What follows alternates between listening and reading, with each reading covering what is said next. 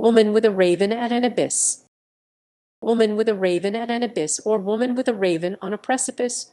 German, Die Frau mit dem Raben am Abgrund is a C. 1803/4 print by the German Romantic painter Caspar David Friedrich, made into a woodcut by his brother Christian Friedrich, a carpenter and furniture maker, around the same time. The images evokes themes of loss, abandonment, loneliness, the shortness of life and death.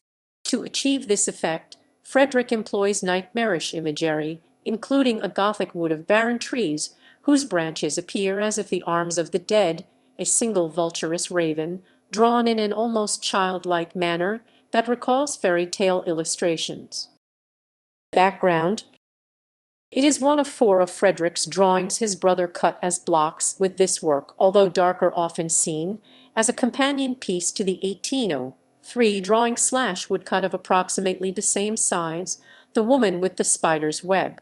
Like that work, the image may have been influenced by Ludwig Tieck's stories, particularly his 1797 fairy tale Der blonde Eckbert, which contains passages where Eckbert's wife, Bertha, is abandoned by her husband.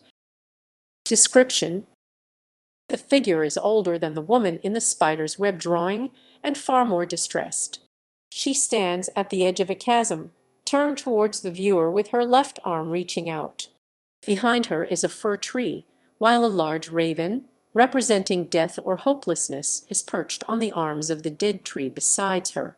Around her are symbols of both the transience of life and death and other physical objects that hint at physical and emotional isolation, including fallen trees, ravens, and a winding snake.